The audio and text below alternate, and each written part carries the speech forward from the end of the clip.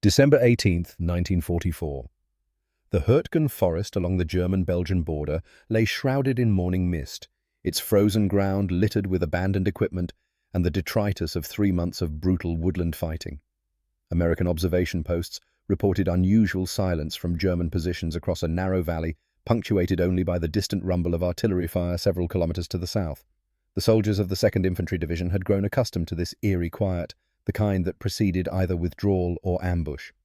What none of them knew was that one man was about to transform this frozen stillness into his personal hunting ground, using a technique so audacious that decades later, military tacticians would still debate whether it was brilliant improvisation or calculated madness. Thomas James Ashworth was 22 years old that December morning, a lean man from Massachusetts with a degree in psychology and literature from the University of Massachusetts that seemed entirely irrelevant to his current circumstances. He had joined the army in 1942, motivated less by patriotism than by a desperate need to escape the suffocating expectations of his academic family. His father, Professor Harold Ashworth, taught classical literature at Amherst College and had expected Thomas to pursue graduate work at Yale, following 3 generations of family tradition. Instead, Thomas found himself in the frozen forests of Europe, assigned to the 2nd Battalion as a scout sniper, a role that demanded patience observation and an almost theatrical understanding of human behavior. 3 months before Pearl Harbor, father and son had sat across from each other in their book-lined study in Amherst. Harold had already arranged the graduate placement. The future was decided, or so he believed. "You want to study stories about war, father? I need to understand what war actually is." Professor Ashworth's face had darkened. "Don't be romantic, Thomas. War is mechanical slaughter. There's nothing to understand that hasn't been written in Homer, Thucydides, Caesar. Those are their stories, written by survivors for the victors. I want to know what the men who didn't write books experienced, what they actually saw." The argument had escalated. Harold slammed his hand on the desk, his voice rising with each word. "Then study psychology, study trauma testimonies, but for God's sake don't throw away everything we've built." Thomas had enlisted the next day. His father didn't speak to him at the bus station. Now, 2 years later, that academic rebellion had led him to this frozen forest where theory met reality in ways no classroom could prepare him for. During basic training at Fort Benning, while other recruits focused on marksmanship and physical conditioning, Thomas found himself obsessed with different questions. Why did instructors teach soldiers to scan horizontally but rarely look down? Why did human eyes track movement but dismiss stillness? Why did soldiers in foxholes watch the horizon instead of the ground directly in front of them? He filled notebooks with observations that baffled his drill sergeants. One notation would prove prophetic. Human vision is narrative-driven. We see what we expect to see next in the story we're telling ourselves about the environment. Soldiers expect threats from cover, from elevation, from movement. They don't expect threats from the ground they've already categorized as dead space. Captain Robert Hayes, 34 years old and pragmatic to his bones, had noticed something unusual about the young private during sniper training at Fort Bragg. Ashworth's marksmanship scores were excellent, but not exceptional. What caught Hayes's attention was a training evaluation that read, "Private Ashworth demonstrates unusual observational patterns. During field exercises, he focuses on how enemy soldiers distribute attention rather than where they position themselves. Recommends specialized reconnaissance training." Hayes had called him in. "Your shooting is adequate, Private. Your psychological analysis is weird. Explain why you think that matters in combat." Thomas had spent 30 minutes diagramming on a chalkboard how human visual processing worked, how the brain filtered massive sensory input through expectation frameworks, how trained soldiers developed specific threat scanning patterns, how those patterns created exploitable blind spots. Hayes, skeptical but intrigued, had cut to the heart of it. "So you're saying if you understand how Germans think they should watch for threats, you can position yourself where they won't look?" "Not where they won't look, Captain. Where they'll look, but won't see. There's a difference. Vision isn't just about light hitting the retina. It's about the brain deciding what's important." Hayes had assigned him to scout sniper training with a note. "This one thinks like a college professor. Might be useful. Might get himself killed. Worth finding out." By September 1944, the 2nd Infantry Division had deployed to the Hurtgen Forest 50 square miles of dense woodland that would consume 33,000 American casualties over 6 months. The forest had earned its nickname quickly, the Death Factory. The problem wasn't German numerical superiority. American forces often outnumbered the defenders. The problem was invisibility. German positions were masterworks of concealment, integrated into the terrain so completely that American units would walk past bunkers only to be destroyed from behind by machine gun fire they never saw coming. Ashworth's first week in the forest, he observed 5 separate attacks fail with devastating casualties. American soldiers advancing in textbook formations, following doctrine, doing everything right and dying in droves because they couldn't see the enemy until fire erupted from everywhere at once. While other soldiers focused on survival, Ashworth studied patterns. German positions never revealed themselves until Americans were fully committed to an advance. Enemy observers changed positions irregularly, never establishing routines. They positioned themselves where Americans would be looking into glare morning sun or afternoon reflection off snow. Most significantly, they had learned to ignore certain categories of stillness. His notebook entry from October 15th captured the insight that would change everything. Watched German observer through scope for 6 hours today. He scanned our lines constantly, but his eyes passed over 3 separate dead Americans in no man's land without pause. Not because he couldn't see them. I watched him look directly at the bodies, but his brain had categorized them as already processed information. Dead men aren't threats. His training taught him to focus on threats. This is exploitable. The German forces occupying the opposite ridge belonged to well-trained units reinforced with veterans from the Eastern Front. These were not inexperienced conscripts. These men understood winter warfare, understood concealment, and most importantly understood patience. Their positions were commanded by Hauptmann Ernst Keller, a 38-year-old career soldier from Dresden, who had spent 2 years facing Soviet snipers before his transfer west. Unlike the fanatical Nazi officers, Keller was a professional who approached warfare as a craft requiring discipline, intelligence, and patience. His men called him Der Lehrer, the teacher, because he approached combat like a chess master, always thinking 3 moves ahead. By late November, American casualties in Ashworth's sector averaged 8 to 12 men per day, not from assaults, but from systematic attrition.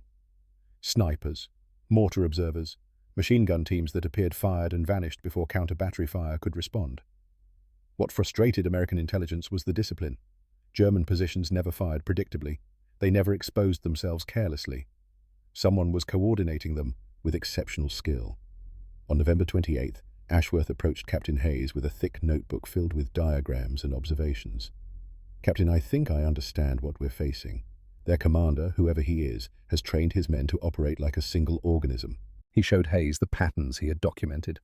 German observers rotated positions every 4 to 6 hours, but never at regular intervals. They used dead ground slight depressions invisible from American lines to move between positions. Most crucially, they had learned not to respond to obvious bait, showing remarkable fire discipline. "This isn't random, sir. Someone's teaching them. Someone smart. Someone patient." Hayes studied the maps, his weathered face thoughtful. "What are you proposing? I need to get close. Close enough to see what they see, watch what they watch. Close enough to understand the system before we try to break it." "How close?" "No man's land close. Among the dead." Hayes stared at him, his expression shifting from curiosity to disbelief.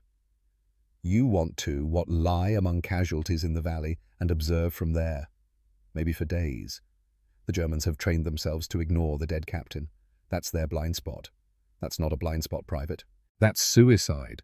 You'd be exposed to fire from both sides, unable to move in sub-freezing temperatures with no support. With perfect observation of their entire defensive network from a lateral perspective, they're not monitoring. Sir, they watch our ridge. They watch for movement, for muzzle flash, for anything elevated. They don't watch the ground they've already fought over." Hayes wanted to refuse immediately. 3 months of failure had taught him that conventional tactics weren't working, but this proposal seemed insane. "You're talking about extreme cold exposure. 48 hours immobile could kill you." "Could. Or I could identify every German position in the sector and give you a way to break this stalemate." Hayes made a decision that would haunt him for decades. "I'll authorize a trial. 24 hours. You identify positions, signal back, and withdraw. That's it. If this works, we'll discuss extending it. If it doesn't, I'm pulling you out, assuming you survive." The catalyst came on December 17th, when a dawn patrol from Company F engaged a German reconnaissance team in the valley.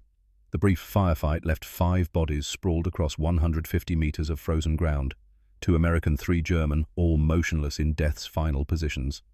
Throughout that day, Ashworth watched through his scope as German observers scanned the valley repeatedly. Their eyes passed over the fallen men without pause, dismissing them as irrelevant to current tactical concerns. Not one soldier showed interest. The dead had become invisible not because they couldn't be seen, but because trained minds had categorized them as processed information, requiring no further attention. That evening, Ashworth told Hayes he was ready. December 17th, 2200 hours.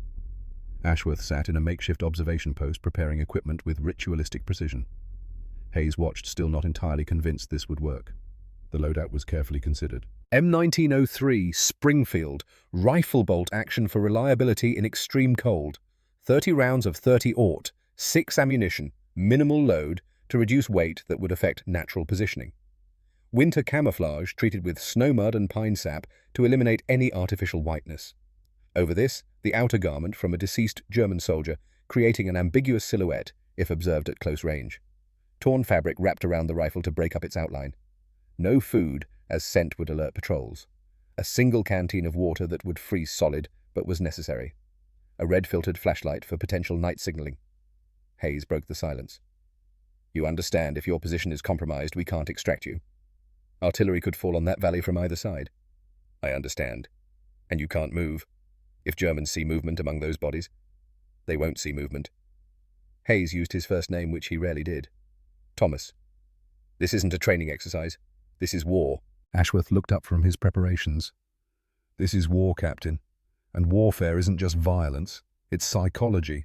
It's understanding what the enemy expects and operating outside those expectations. My father never understood about Homer. The Trojan horse wasn't clever carpentry. It was psychological warfare. The Trojans expected threats that looked like threats, so Odysseus gave them something that looked like a gift. Hayes noticed the German tunic Ashworth planned to wear. That's from the casualties yesterday. Yes, sir. If German patrols come close, the silhouette needs to read ambiguously. An American uniform among German casualties would register as unusual. Mixed uniforms in a firefight site register as expected. Jesus, Thomas, you've thought of everything. Not everything. I'm about to discover what I missed. Hayes laid out the final conditions. You signal every 12 hours. If you miss 2 signals, I'm sending a patrol to pull you out, which will probably get them killed and definitely blow your position. Can you commit to that? I can. Both men knew that once Ashworth entered that valley, he would be entirely on his own. No doctrine, no support, no backup plan.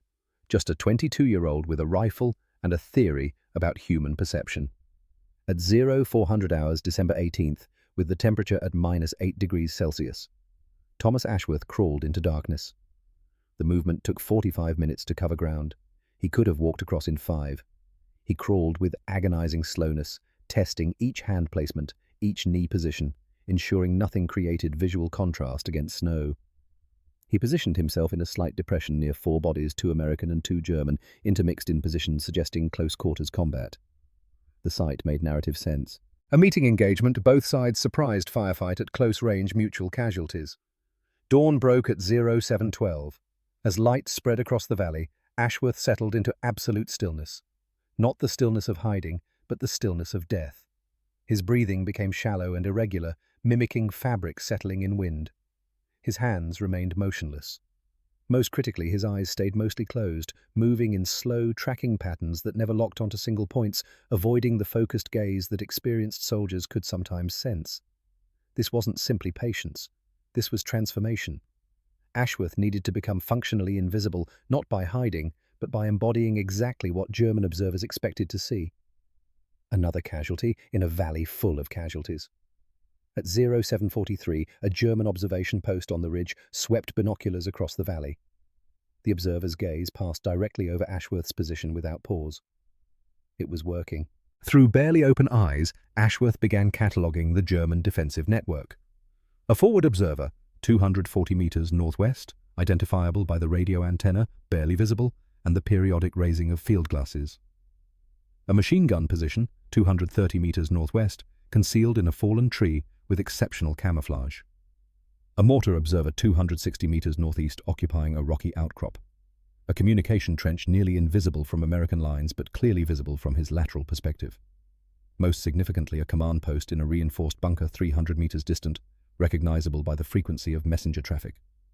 What American intelligence had estimated as 8 to 10 German positions was actually 17 integrated strong points, each supporting the others in a sophisticated network.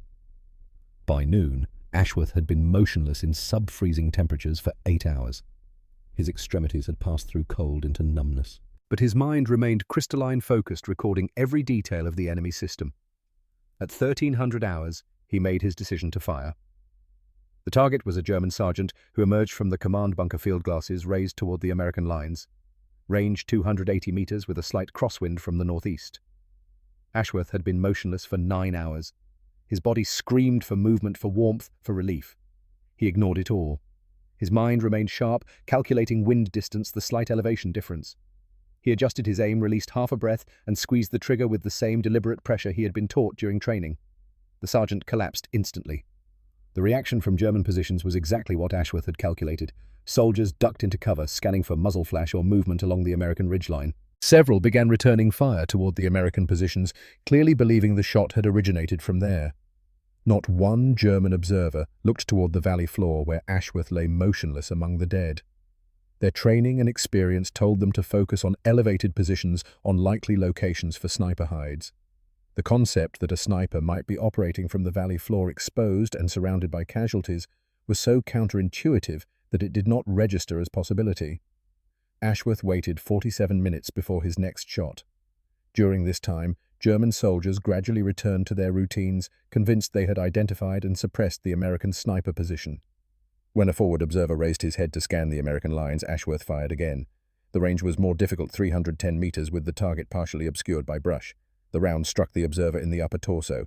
He fell back into his position. Now confusion spread through the German lines. The angle of the second shot was inconsistent with the first. German soldiers began firing at multiple points along the American ridge, trying to identify where the shots were originating. Through his scope, Ashworth saw a German officer gesturing frantically, pointing in different directions. The defensive network was beginning to fracture under pressure from an enemy they couldn't locate, couldn't suppress, couldn't understand. Fear of the invisible, Ashworth knew, was more corrosive than fear of the visible. An enemy you can see, you can fight. An enemy you can't locate, lives in your mind, grows larger with each passing hour, undermines confidence and discipline.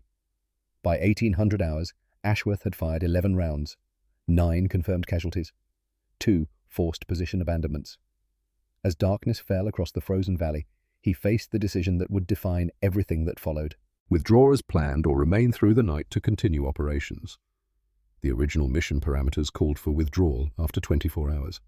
But Ashworth recognized that returning to this position would be nearly impossible. The Germans would eventually analyze shooting angles, realize their vulnerability. If he withdrew now, he would lose this unique tactical advantage. The temperature was dropping toward -12 degrees Celsius. He had been motionless for 14 hours. His water had frozen solid. His extremities had lost feeling. Every survival instinct screamed at him to withdraw while he still could.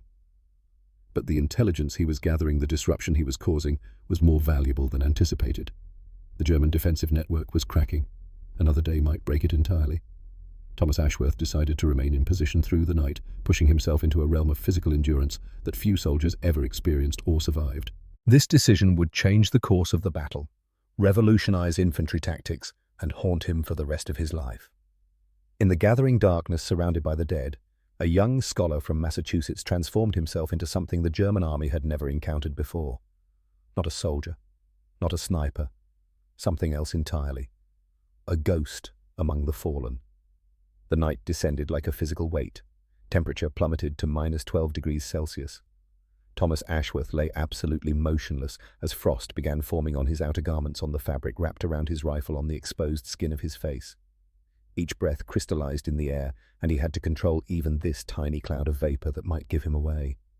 He could not move to generate warmth, could not eat as movement and scent would alert patrols, could only endure maintaining the absolute stillness that kept him invisible.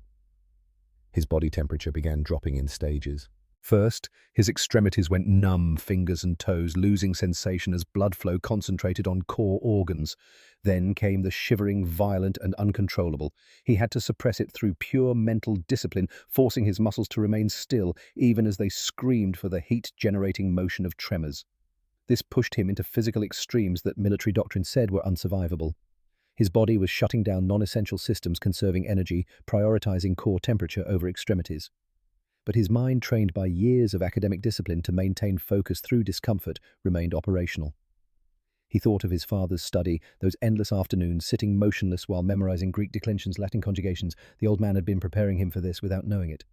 At 21:47 hours, voices cut through the darkness. Ashworth's eyes closed immediately. He controlled his breathing to the point where chest movements became imperceptible beneath his outer garments, reducing his respiration to shallow, irregular patterns that mimicked the settling of fabric in the wind. The German patrol moved through the valley, 6 men with flashlights sweeping across the frozen ground. They were searching more carefully than any previous patrol. Someone had given them orders to look for something unusual to question what they saw, to verify that the dead were truly dead. Boots crunched through snow, moving closer. 25 meters. 20 meters. 15.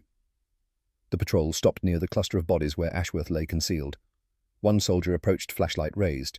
Ashworth could hear breathing, could sense the beam of light playing across the casualties around him. He could smell cigarette smoke, hear the creak of leather equipment, the metallic click of a rifle safety being checked. This was the crisis point. If the soldier examined bodies closely, touched them to check for warmth or stiffness, Ashworth's concealment would fail catastrophically. He would have perhaps 2 seconds to decide whether to remain still and hope or to fight his way out against 6 armed men. The German bent down. Through closed eyelids, Ashworth sensed the flashlight beam move across his position. Pause. Linger. His heart rate, which he had trained himself to control, remained steady at 48 beats per minute. Every muscle in his body screamed for movement, for reaction, for escape. He gave them nothing. He was a corpse. Corpses don't respond to examination. Corpses don't flinch when light hits their faces.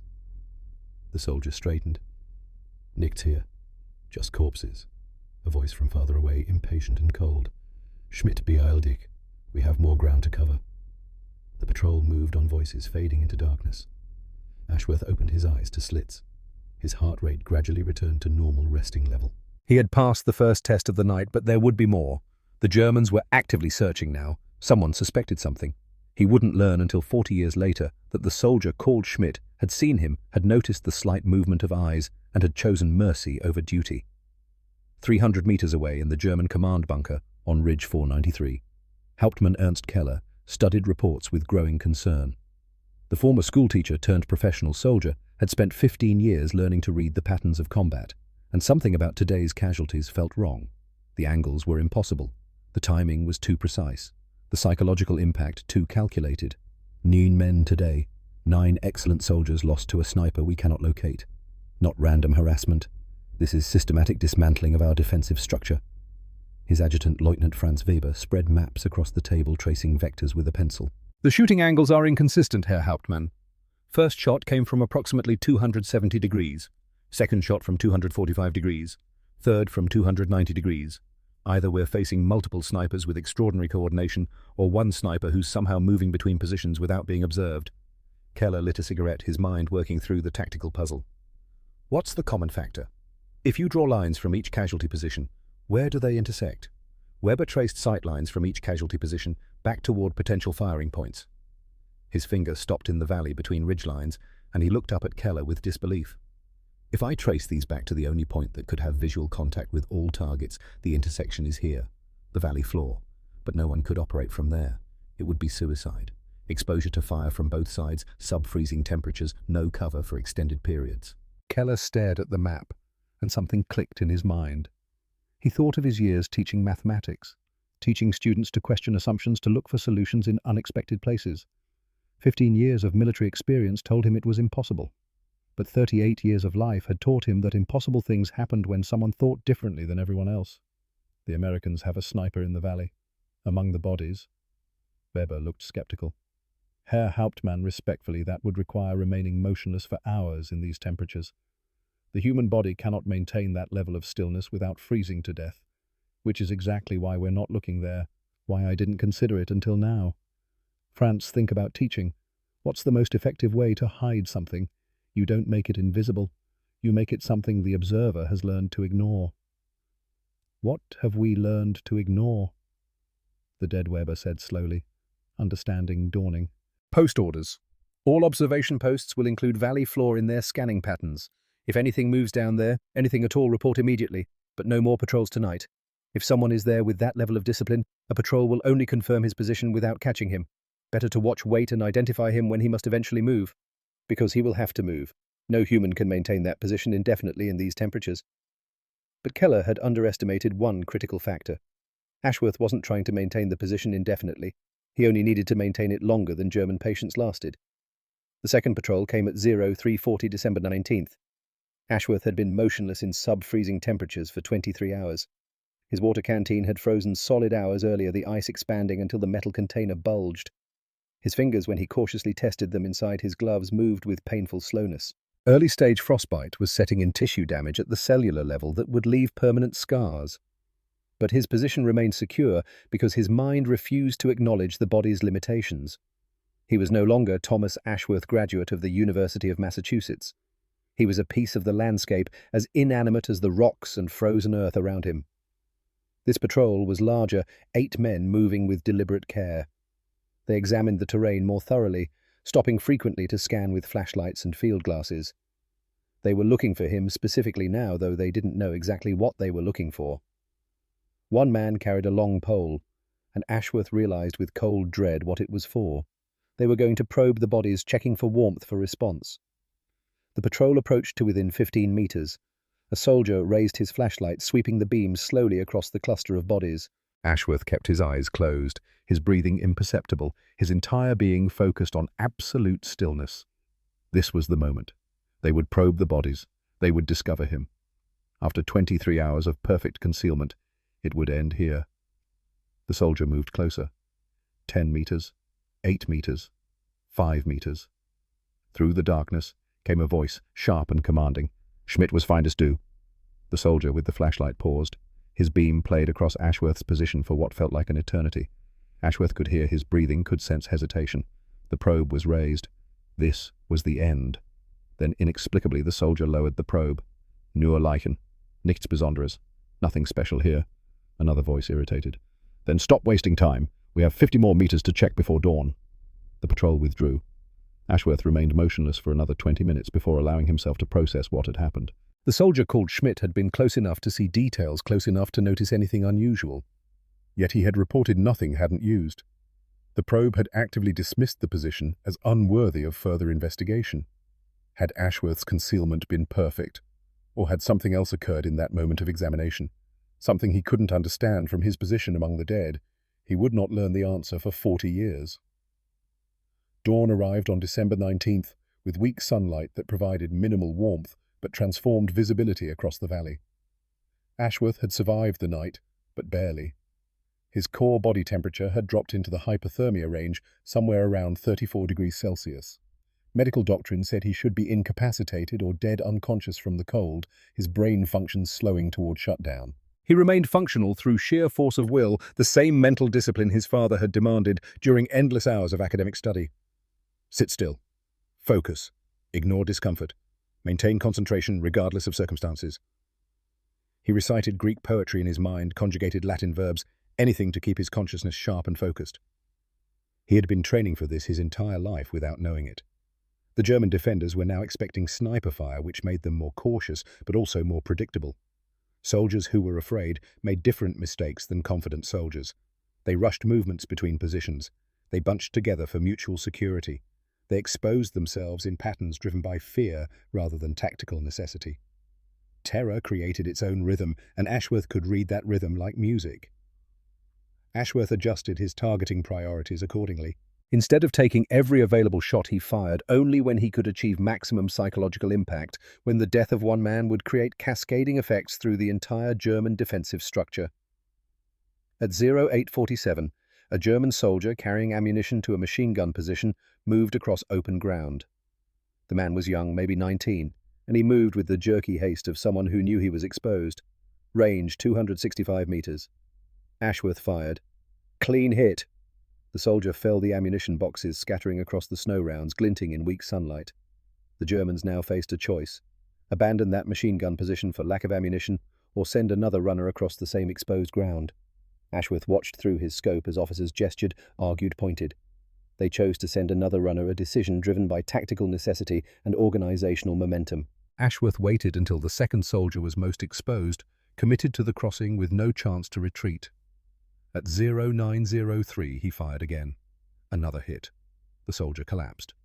The ammunition remained scattered in the snow, unreachable. The machine gun position was now untenable, abandoned not through direct assault, but through systematic denial of resources.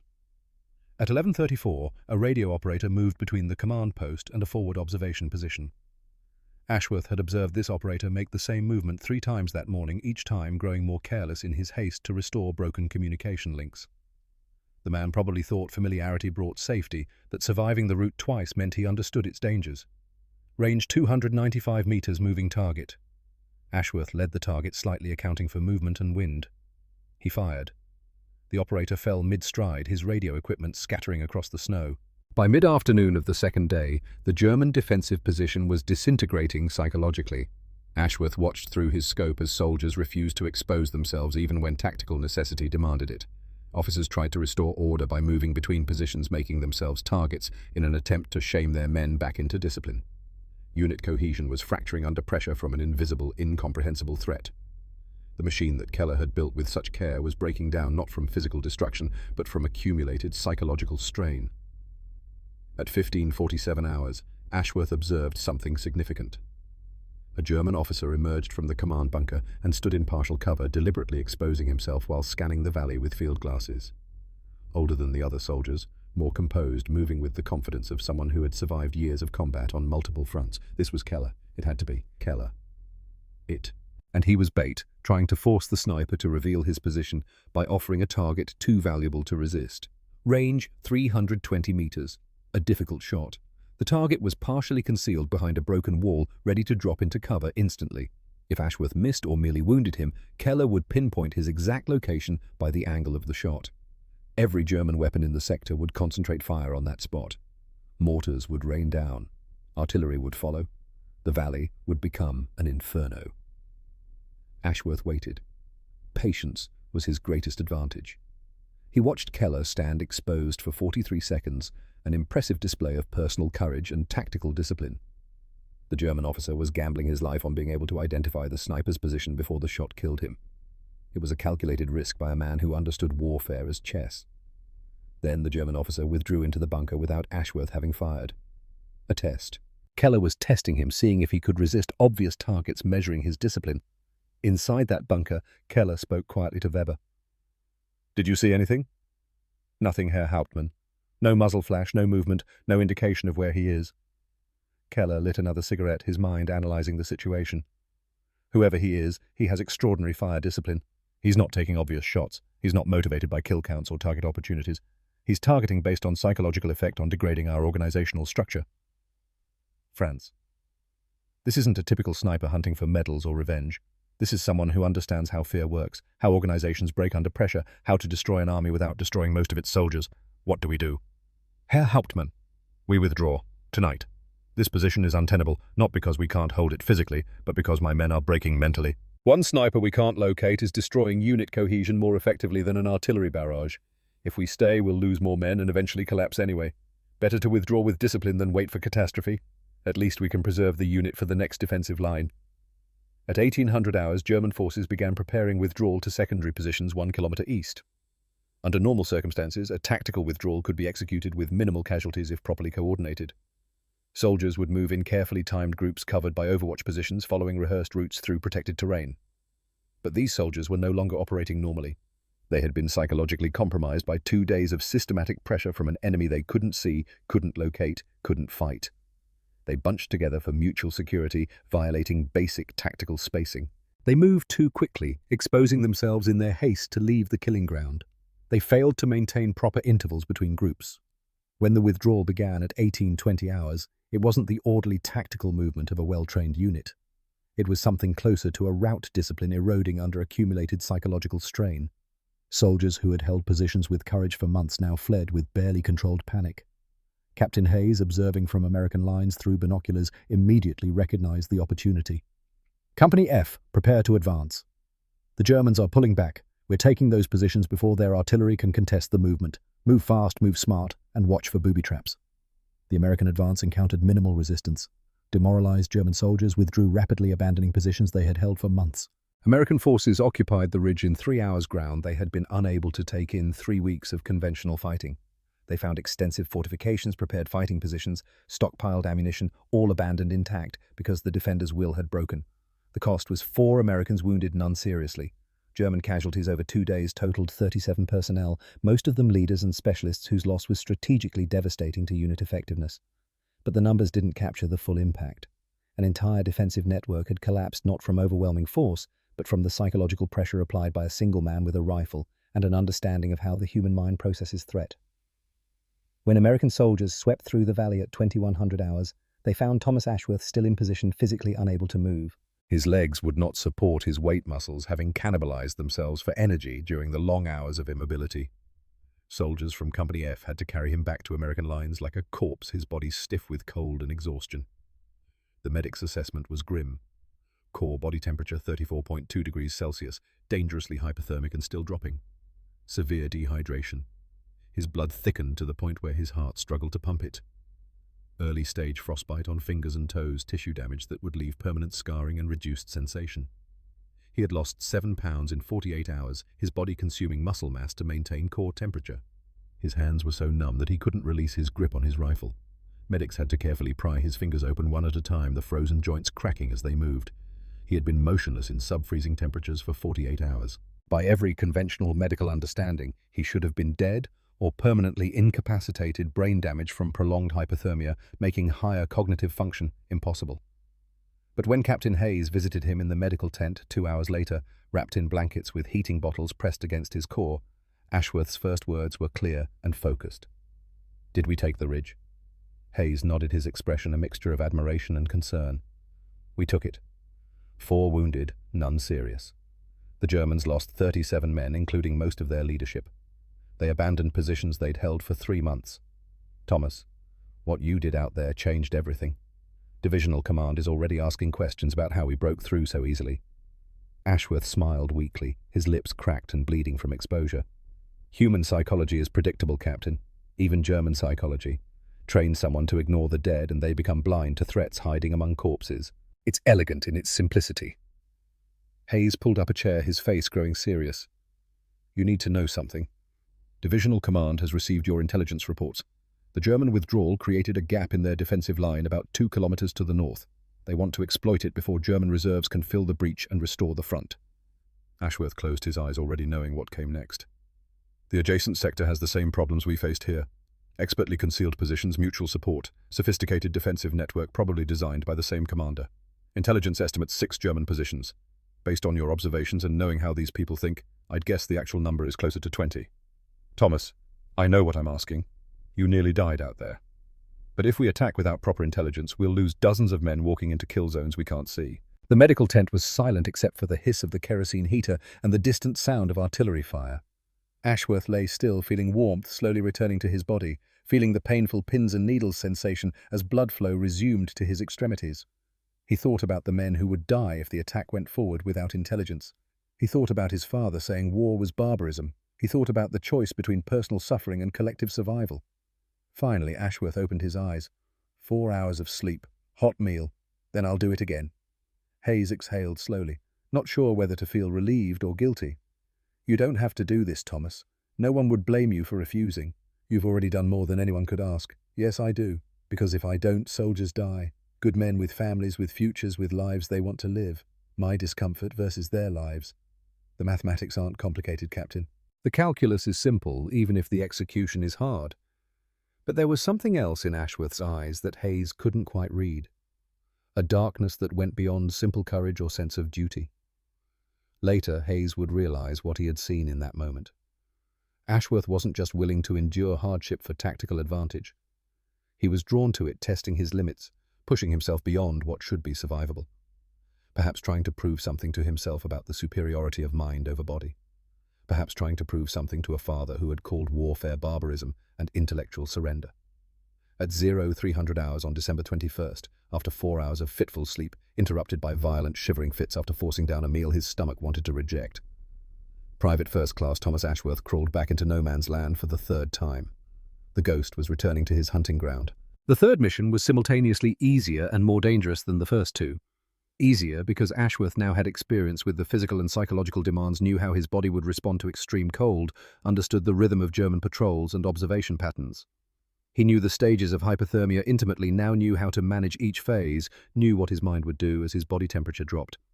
More dangerous because word had spread through German units about unusual American sniper tactics, and soldiers were now specifically briefed to watch for anything out of the ordinary. The technique that had worked through novelty was now anticipated.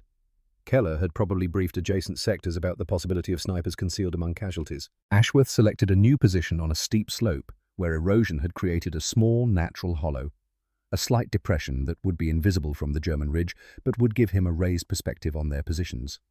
He covered himself not just with winter camouflage, but with actual snow, using a small collapsible shovel to build up a thin layer that disguised his human outline while still allowing him to observe and fire through a carefully constructed gap no larger than a fist. The technique was more concealing but also more confining. Once he settled into position, he had virtually no mobility. If his location was discovered, he would be unable to evade or defend himself effectively. He would simply die there, buried in snow, another casualty in a forest that had already consumed thousands.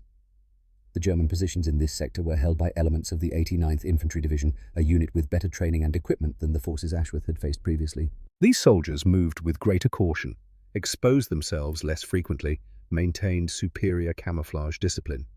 They were professionals who understood their craft, veterans who had survived multiple campaigns and learned from each one.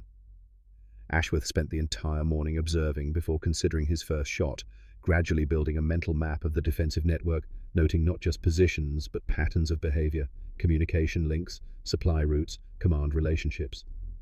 What he discovered was tactically significant and deeply troubling. The German positions were not simply a linear defensive line, but a sophisticated network of mutually supporting strongpoints. Any American assault would advance into carefully prepared kill zones where multiple machine gun positions could deliver intersecting fields of fire. The defensive plan relied on concealment and coordination. Attackers would be destroyed not by overwhelming force, but by superior positioning and timing, by interlocking fires that left no safe ground, no covered approaches. If American forces attacked without identifying these positions, casualties would be catastrophic. This would be worse than the first sector, more lethal, more carefully designed. By noon, Ashworth had identified 14 German positions. But something felt wrong. Years of studying human behavior and psychological patterns had given him an instinct for deception, and that instinct was screaming at him now. The patterns were too obvious in some places, too invisible in others. 3 of the positions were 2 exposed soldiers moving with exaggerated visibility, almost as if they wanted to be seen. Meanwhile, soldiers in less obvious positions barely moved at all, maintaining discipline that seemed excessive, even for well-trained troops. The contrast was too stark, too deliberate. Ashworth realized what he was seeing. Decoys. Keller had anticipated his return and was feeding him false intelligence, trying to use his own technique against him. The recognition elevated the tactical situation to something more complex than simple sniping. This was an intellectual duel between 2 minds that understood warfare as psychology rather than just violence. Keller was trying to deceive American intelligence by showing them what they expected to see, positions that matched their assumptions about German defensive doctrine. The real positions were harder to spot, required more patience to identify. Ashworth had 2 choices: report the false positions to Hayes and allow the American attack to fail spectacularly, walking into kill zones while avoiding decoys, or remain in position even longer, observing with greater patience to distinguish between decoys and actual threats based on subtle behavioral cues that most observers would never notice. He chose the harder path, the one that required more time in the cold, more risk of exposure, more testing of limits already pushed beyond reasonable bounds. For the next 4 hours, Ashworth watched. Not just positions, but patterns of behavior. How soldiers moved when they thought no one was watching versus how they moved when performing for potential observers.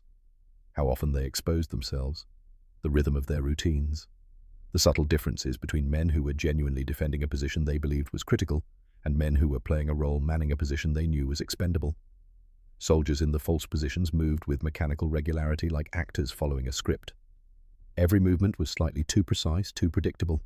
Soldiers in the real strong points moved with organic irregularity, the natural variation of humans performing familiar tasks under stress. They scratched, shifted weight, made small adjustments that had no tactical purpose but satisfied human needs for comfort and movement. By 1600 hours, through patient observation and psychological analysis, Ashworth had identified the complete picture. 3 false positions minimally staffed for show, manned by soldiers who probably knew they were bait. 11 actual strongpoints, heavily staffed and expertly concealed the real teeth of the defensive network. A command post identifiable by subtle messenger traffic patterns, by the slight deference soldiers showed when moving past certain positions. an artillery observer position marked by an unusual radio antenna configuration, barely visible through camouflage by the presence of maps and range cards. More valuable than the positions themselves was what they revealed about Keller's tactical thinking. The German commander was intelligent, patient, willing to use elaborate deception that required sophisticated briefing and coordination.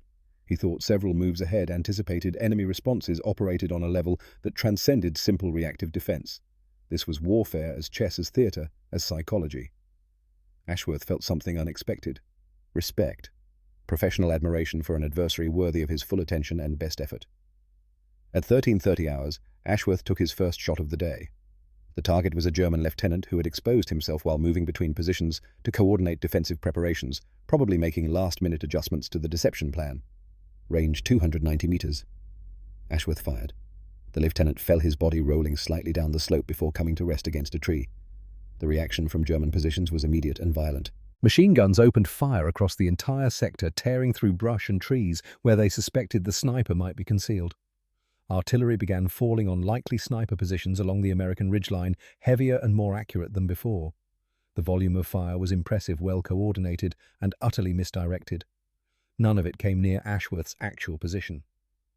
Throughout the afternoon, Ashworth continued his systematic degradation of the German defensive network, firing when he could achieve maximum effect with minimum exposure.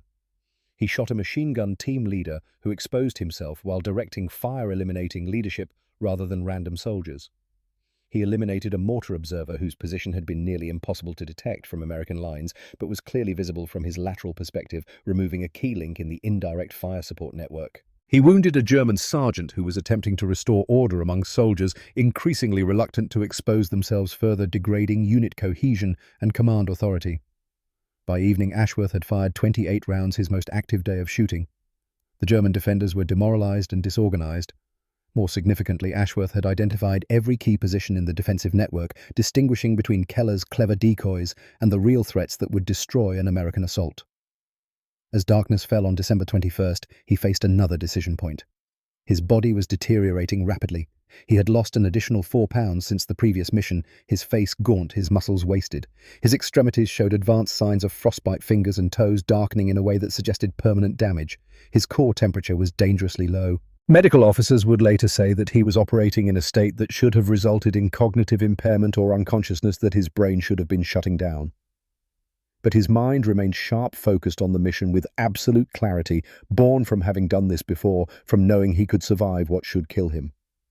He used a flashlight with a red filter to signal American lines in Morse code, transmitting detailed intelligence over 45 minutes.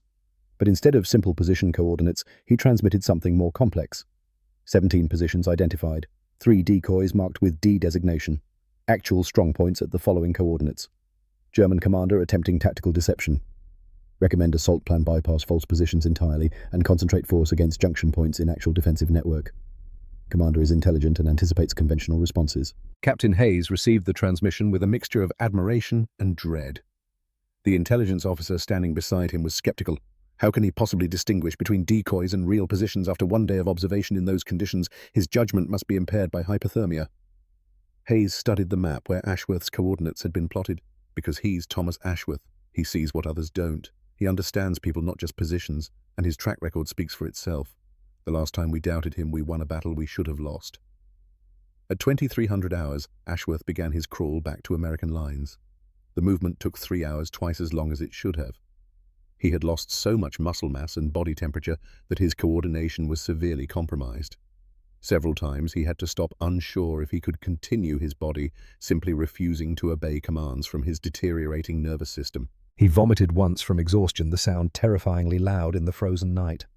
When he finally reached friendly positions, his condition was worse than after either previous mission. He had lost 11 pounds total over 5 days, his body consuming itself to survive.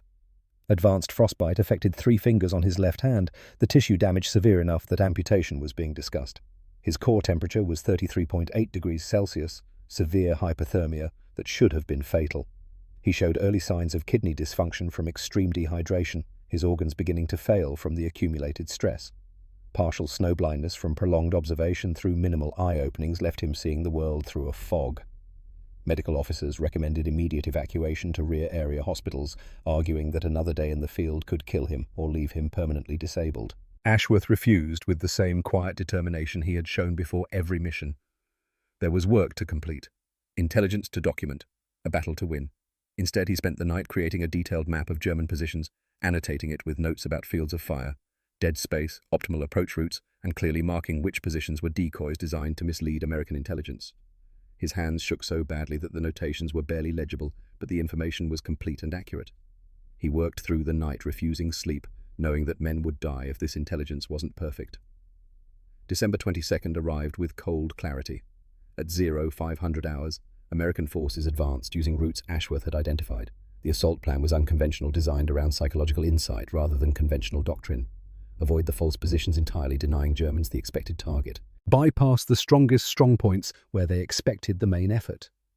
Concentrate force against junction points where the defensive network was most vulnerable, the places where loss of a single position would collapse mutual support arrangements. The attack achieved complete surprise.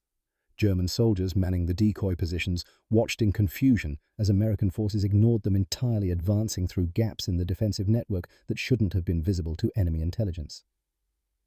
By the time Keller realized that his elaborate deception had been penetrated, understood that the Americans somehow knew exactly which positions were real and which were theater.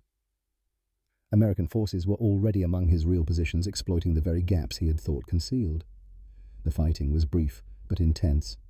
German defenders, already demoralized by 3 days of systematic psychological pressure, offered only sporadic resistance. Many surrendered quickly, recognizing that their defensive network had been compromised so thoroughly that resistance was futile. American forces overran positions with minimal casualties, capturing 17 prisoners and securing the objective by 0800 hours.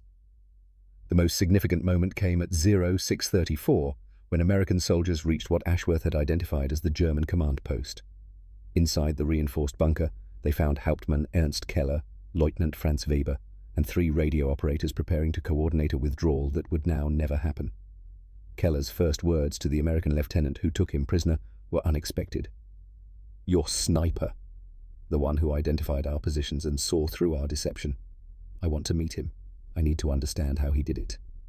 December 23rd, prisoner processing area. Against regulations, but with Hayes's quiet approval and recognition that this conversation might yield valuable intelligence, Thomas Ashworth met with Ernst Keller.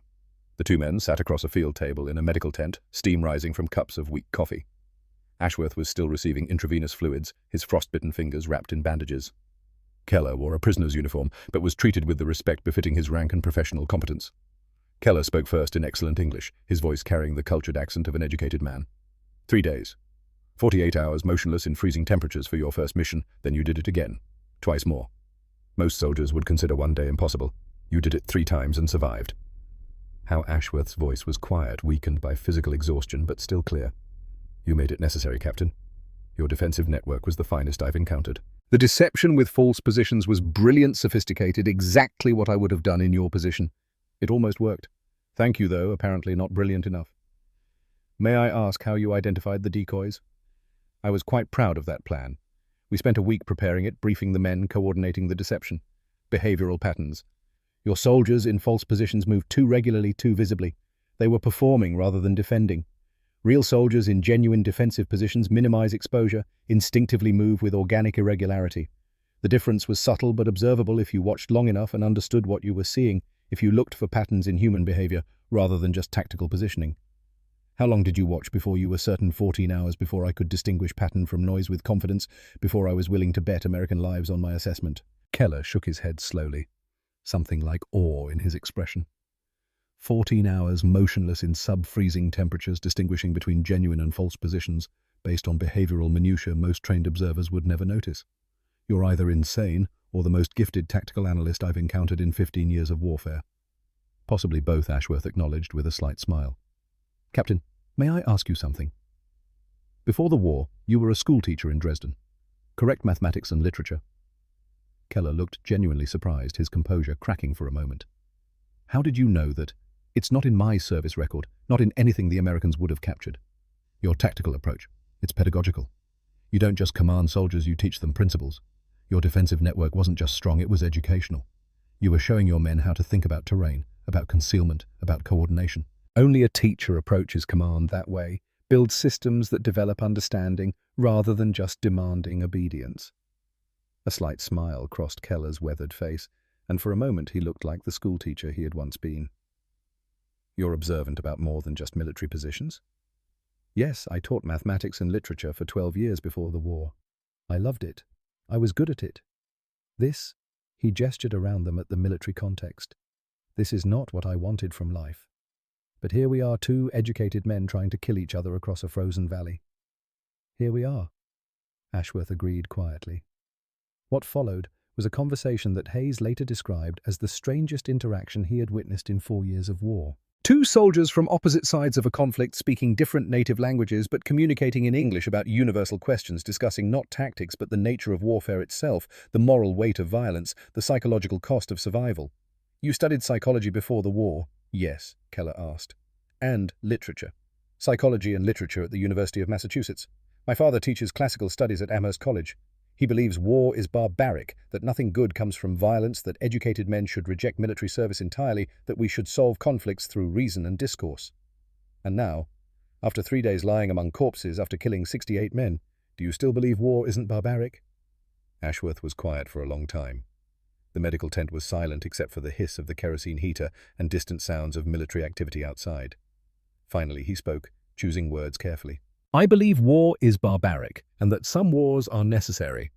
Those aren't contradictory statements, though my father couldn't understand that. The necessity doesn't make it noble. It just makes it necessary. The barbarism doesn't disappear because the cause is just. Both truths coexist." "An honest answer," Keller said approvingly. "Most soldiers I've met either pretend warfare is glorious, wrap it in patriotic rhetoric and heroic narratives, or pretend they had no choice in their actions, claim they were just following orders. You admit you chose this, and you acknowledge the cost. That's rare. That's wisdom." "You said 68 men," Ashworth said quietly, his voice dropping. "I counted 68 shots over 3 days. I don't actually know how many I killed versus wounded. Does the distinction matter morally, philosophically? Perhaps. Practically everyone you shot was removed from the battlefield permanently or temporarily. The tactical effect is the same. But I think you're asking a different question. You're asking if it matters to your soul, if the distinction affects your moral culpability." "Yes." Keller leaned forward, his expression serious and compassionate, speaking now not as enemy officer, but as older man to younger man. "I remember faces too. Through binoculars at 300 meters you can see enough to recognize humanity. One man, I watched you shoot, I think he was Sergeant Hoffman, was laughing at something just before you fired. Probably at a joke, a memory, something human. Another was reading a letter, probably from his wife or mother, touching that connection to home. You saw that too, didn't you? You saw them as people, not just targets." Ashworth nodded, unable to speak for a moment. "Does it haunt you yet?" "Not yet. Right now I'm still in the war. I can compartmentalize, keep it separate, focus on the mission and tactical necessities. But when I go home, when there's no mission anymore, when it's just me and the memories and the faces, I can still see through my scope." Ashworth trailed off.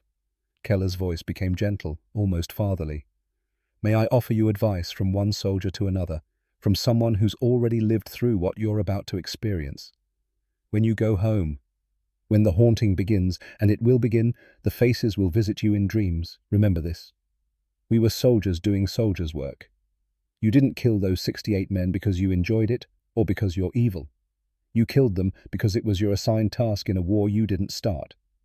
The guilt you'll feel is appropriate. It means you remained human through something designed to strip away humanity. But don't let it consume you. They were soldiers too. They understood the contract. What contract? We all signed it when we put on uniforms. We agreed to risk death in service of causes larger than ourselves. Your men, my men, you, me. Everyone who dies in uniform knew the possibility, accepted it implicitly when they took the oath. That doesn't make their deaths meaningless, but it does mean they died within rules we all accepted. You didn't murder them, you fought them. There's a moral difference.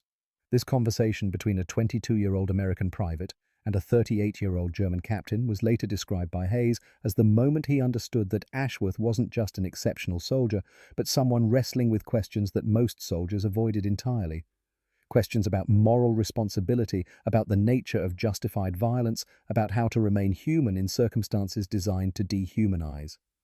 December 28, 1944. Divisional Headquarters rear area. Thomas Ashworth stood at attention while a colonel pinned the silver star to his uniform. His hands were still bandaged. He stood with visible difficulty, his frostbite-damaged feet barely supporting his weight. The citation was read aloud to assembled officers and enlisted men. For conspicuous gallantry and intrepidity in action against the enemy. Private First Class. Thomas Ashworth demonstrated extraordinary courage and tactical innovation during operations in the Hurtgen Forest, December 18th through 22nd, 1944. Through extreme physical hardship and at great personal risk, Private Ashworth identified enemy positions that enabled successful American advances with minimal friendly casualties.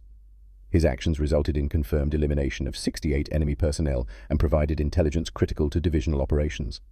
His devotion to duty and exceptional performance reflect great credit upon himself and the United States Army.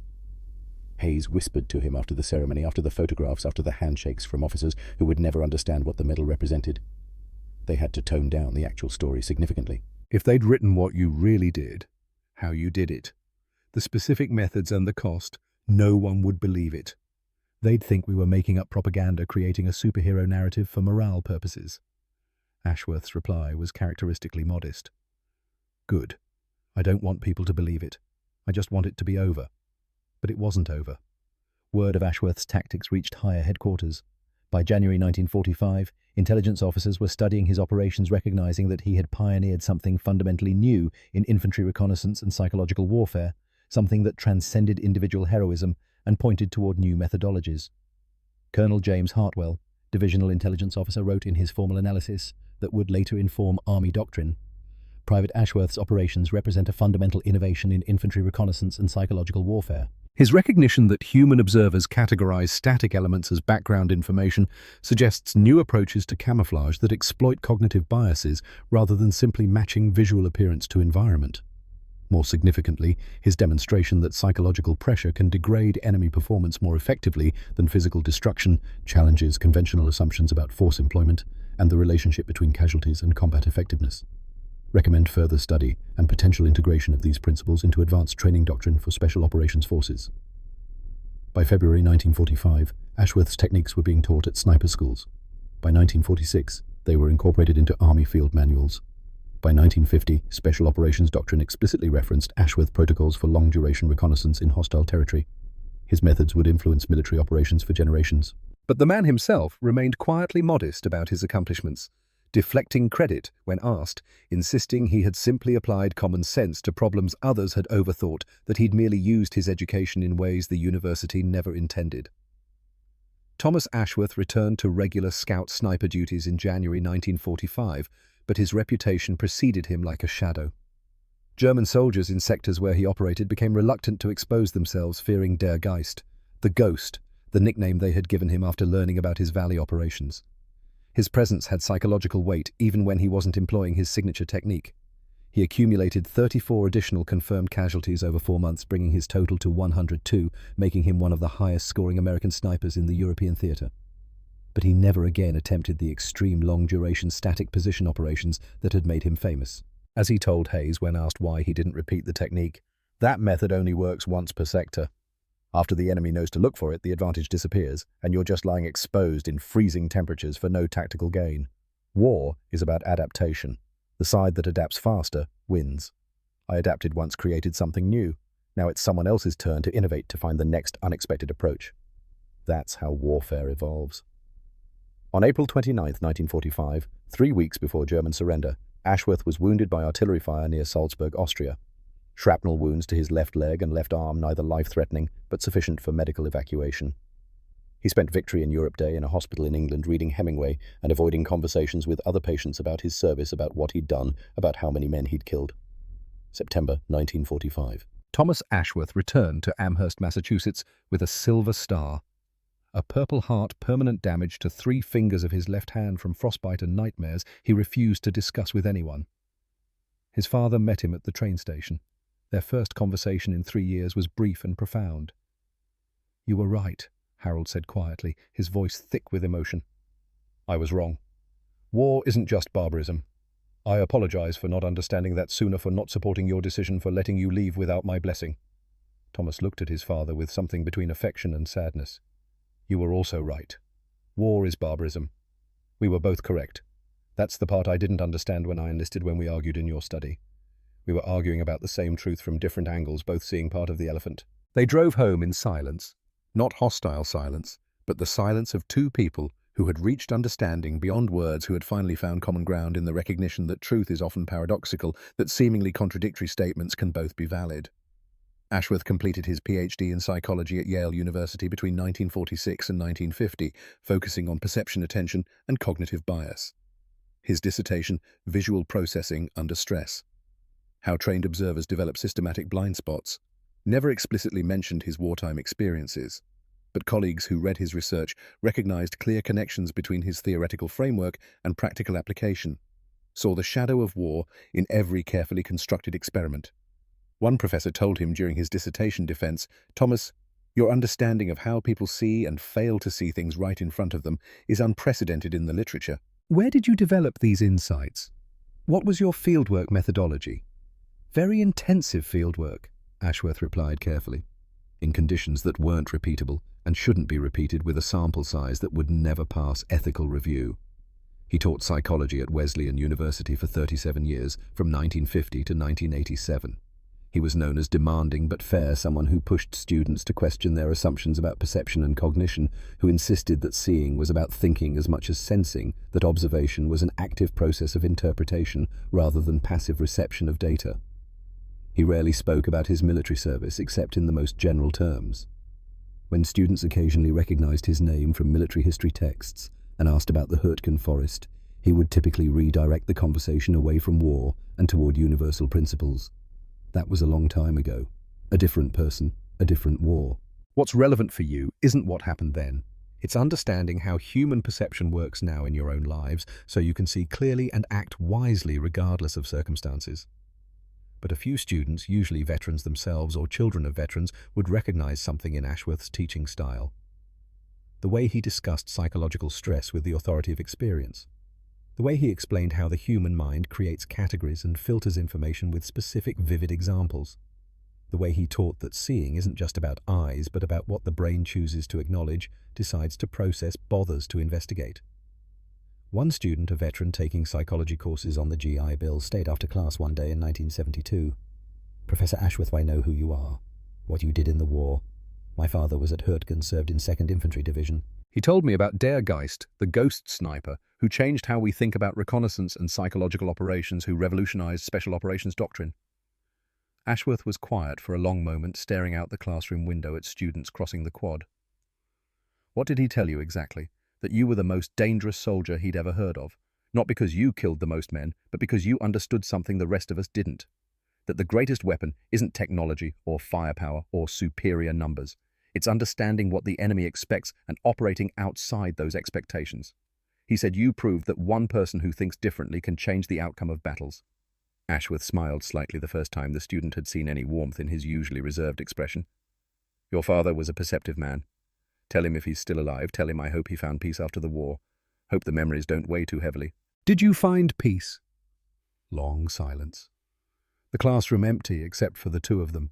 Winter light fading through tall windows, shadows lengthening across worn desks where generations of students had wrestled with the mysteries of human consciousness. "I found accommodation with what I did. I found understanding of why it was necessary, found ways to use what I learned for teaching, rather than destroying found meaning in helping others see more clearly. That's not quite peace, but it's enough. It has to be enough. We make what peace we can with our choices." December 18th, 1984. 40th anniversary of his first mission. Thomas Ashworth, now 62 years old, received a letter from Germany. Return address, Dresden. He opened it with trembling hands, his frostbite-damaged fingers making the task difficult, joints that never quite recovered their full flexibility. The letter was from Ernst Keller, now 78 years old, retired, living quietly in the city where he had once taught mathematics and literature to children who would later fight in a war that destroyed much of Europe. Keller's letter contained a revelation that would transform Ashworth's understanding of everything that had happened 4 decades earlier. During a veterans' reunion, Keller had learned that a former soldier named Schmidt had been part of the patrol that passed within meters of Ashworth's position on the night of December 18, 1944. Schmidt had told Keller something he had never reported during the war, had kept secret for 40 years out of shame or fear or complicated conscience. He had seen Ashworth. He had examined the cluster of bodies with his flashlight and had seen eyes move just slightly but enough to notice. He had seen humanity where there should have been only death. When Keller asked why Schmidt hadn't reported this or investigated further, why he hadn't used the probe to verify his suspicions, his answer had been profound and unexpected. Because I knew if someone had the courage to lie there for hours in that cold, perfectly still waiting for us to make mistakes, that person deserved to survive. I had killed enough men by that point in the war. I didn't need to kill that one. Let him be someone else's enemy. Schmidt had deserted 2 weeks later, spending the remainder of the war hiding in a farmhouse basement, had never told his story because he feared being accused of aiding the enemy or failing in his duty of betraying the comrades who died while he chose mercy. Keller's letter concluded, "I share this with you because I think you should know. Your invisibility wasn't perfect. You were seen. But the man who saw you chose to let you remain invisible, chose humanity over duty." Perhaps that's the real lesson of war. Not just how we destroy each other with increasing efficiency, but the moments when we choose not to, when we remember that the enemy is human too. Ashworth read the letter 3 times, his hands shaking worse each time. Then he sat at his desk and composed a response that took him 2 hours to write, revising and reconsidering every sentence, trying to find words adequate to 40 years of misunderstanding. He wrote about gratitude, about understanding, about the recognition that his survival had depended not just on his cleverness and discipline, not just on psychological insight and physical endurance, but on another man's mercy, on a moment of humanity that transcended duty and training and the brutal logic of warfare. He wrote, "Your letter gives me something I didn't have before. Not just gratitude for survival, I already felt fortunate to live when so many died, but gratitude for the reminder that even in the worst circumstances, individual humans can choose mercy over violence, humanity over duty. Please convey my profound thanks to Lieutenant Schmidt if he's still alive. Tell him his decision not to kill me led to 40 years of teaching 3 children who never knew hunger or war and 7 grandchildren who exist because he chose compassion over compliance. Tell him that's a legacy worth having, that his moment of mercy created more life than his years of war destroyed." December 1987. Professor Ashworth gave his final lecture at Wesleyan University before retirement. The lecture hall was packed, standing room only students and colleagues who wanted to hear his last professional words. The topic, what we see when we look, the psychology of attention and expectation. 90 minutes of carefully constructed argument about how human perception works, supported by decades of research and insight earned through experience most of his students would never imagine. He discussed experiments and case studies, visual illusions and cognitive biases, the architecture of attention, and the limitations of consciousness. In the final 5 minutes, he deviated from his prepared notes, speaking from somewhere deeper than academic knowledge. "I've spent my career teaching you that vision isn't about light hitting your retina. It's about your brain deciding what matters, choosing what to process, determining what deserves conscious attention. You see what you expect to see. You ignore what you've been trained to ignore." This principle applies to everything. It applies to how soldiers watch battlefields. It applies to how you'll watch your lives unfold. Most of what happens around you, most of what's truly important, will be invisible because your mind has categorized it as background information, as processed data that requires no further consideration. A student raised her hand. Professor Ashworth, is there a personal story behind this? It feels like you're speaking from experience beyond academic research, like there's something specific you're trying to tell us. He smiled, a complex expression, mixing warmth and sadness and hard-earned wisdom. "Once, a very long time ago, I learned that being invisible doesn't mean you're hidden. It means you're positioned where others have learned not to look. And I learned that someone can always choose to look, can always decide to see what training tells them to ignore. When they do, your life depends on what they decide to do with what they see. That's true in war. That's true in peace. That's true in everything that matters." The room was silent. "So my final advice to you is this. Look at the background. Pay attention to what you've been trained to ignore. The most important things in life are often the ones we've learned to dismiss as irrelevant. The person you walk past every day without seeing, the opportunity disguised as an obstacle, the truth hiding in plain sight because it conflicts with your expectations. Learn to see clearly. That's the only skill that truly matters." Thomas Ashworth died January 15, 1994, age 71, from complications of pneumonia. His funeral was attended by more than 300 people. Former students who remembered specific lectures, colleagues who had watched him build a remarkable career, family members who knew only fragments of his story, and a surprising number of elderly veterans who had travelled from across the country to pay respects to a man most of them had never met, but whose techniques had influenced their training and perhaps saved their lives in jungles, deserts, mountains across subsequent decades of conflict. At the service, his daughter Sarah read from a journal entry he had written decades earlier, found among his papers after his death, carefully preserved in a folder marked "For After." People ask if I'm proud of what I did in the war. The honest answer is complicated. I'm proud that I used my mind effectively under extreme circumstances, that I proved intellect could compete with firepower. I'm proud that my actions saved American lives, gave soldiers a chance to go home who might otherwise have died. but I'm not proud that I killed 102 men who were in most cases just following orders from their own commanders, trying to survive like everyone else, wanting to go home to their own families. Necessary doesn't mean proud. Justified doesn't mean celebrated. What I hope people understand is that warfare tests everything about you. Your courage, your intelligence, your endurance, and most importantly, your humanity.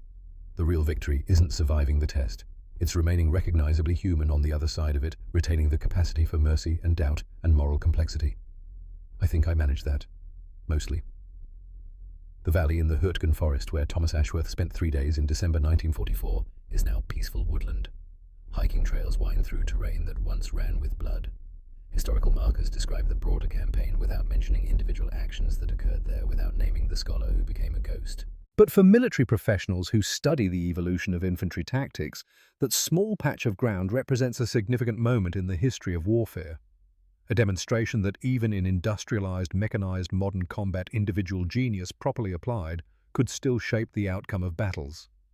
A reminder that the greatest innovations often come not from technology, but from understanding human psychology and having the courage to operate outside conventional expectations. Thomas Ashworth's legacy lives not in monuments or medals, but in the doctrine taught to special operations forces worldwide, in the principles of psychological warfare that evolved from his insights, and in the lives of soldiers who survived, because someone once proved that seeing clearly matters more than shooting accurately, that understanding the enemy's mind is more valuable than destroying the enemy's body. He remains even in death what he was in life. A scholar who understood that the greatest weapon is knowledge, a soldier who proved that courage and intelligence combined can achieve what firepower alone cannot. A teacher who spent his life helping others see more clearly through the fog of their own expectations and assumptions. A ghost who became visible only after he chose to step into the light, and who taught us all that being seen isn't a